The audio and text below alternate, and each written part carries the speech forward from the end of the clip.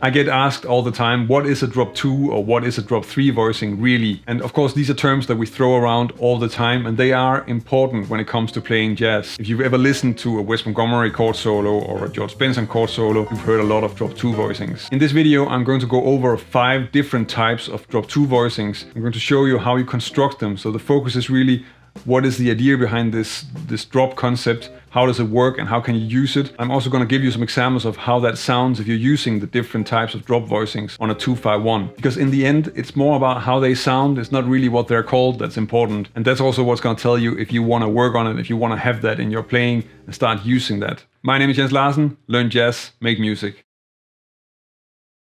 The most common and probably also the most important of these voicings is the drop 2 voicing. You're going to find this everywhere. I already mentioned the Wes Montgomery, George Benson chord solos. Everybody uses this in comping. You're going to find it also on piano, and you're also going to find it if you start analyzing big band arrangements. So to figure this out, if we look at a basic C major 7, just a root position C major 7 chord like this. So this is all stacked thirds. It's not a drop anything. The way that you number the notes in a chord voicing is actually the other way around. So usually we think about stuff from the root, so from the low to high, but here we're actually numbering the other way around. So 1 is the 7, and then the 2 is the second highest note, so in this case the 5th, and then 3, and then 4. And drop 2 is of course that we take the second note, so the second highest note, the G, and then move that down an octave to this. And that means that we go from this to this.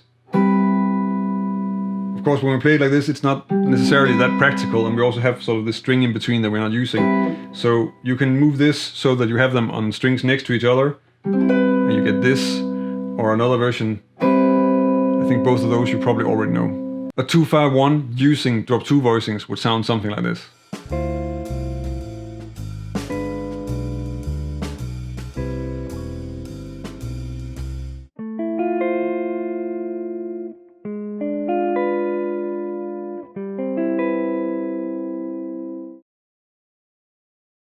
For the drop 3 voicings, it's pretty much the same thing. If we start with root position C major, then the 3, so that's the E, and we move that down an octave, and then we have this chord, which in this, actually I like this inversion of a C major 7 really a lot. But it's of course a little bit, again, unpractical to have it spread out like this. So another way that you probably already know would be this one, or this one. And a 2-5-1 with drop 3 voicings will sound something like this.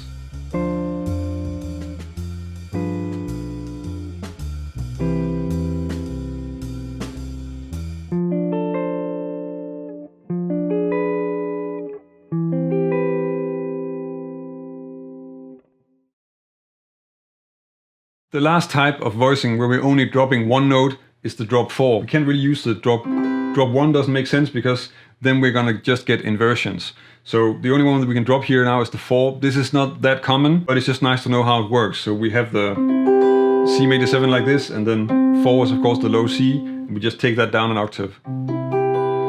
The spread is quite large, so, and also some of them are pretty unplayable if you start checking them out in inversions. They're not that common, but they can be nice to explore because in some places they can be just the kind of thing that really works. So in that way, for completeness, they're kind of useful to check out once in a while. A 2-5-1 using these sounds like this.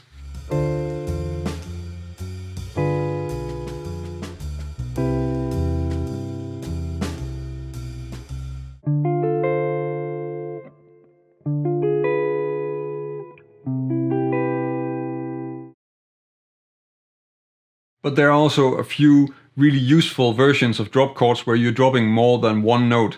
I think the most important of those would be the drop 2 and 4. So again, C major 7 root position. So dropping the 2, that's moving this G down to this G, and dropping the 4 is of course this C down to this C.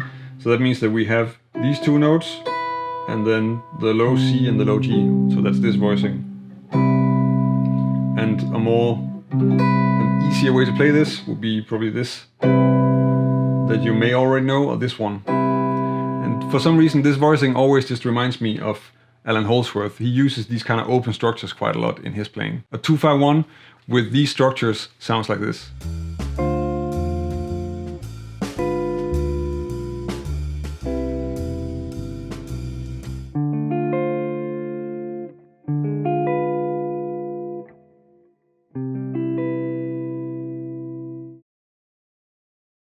Another less common but very beautiful type of drop voicing is the drop 2 and 3 voicings. So here we take the 2 and the 3, so the 2 is the G and the 3 is of course the E.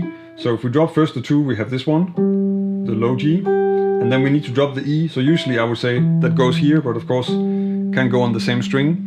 So that means that I probably want to put that on this string, and then the C, and then the B. So like this, the voicing is not really playable. You could sort of do things to play it with two hands like this, but it makes more sense to just move the B here, and then you have a voicing like this one. And of course you can play that on this string set as well. And this is a really nice sound. You can get some really interesting things out of this, and a 2-5-1 using that sounds like this.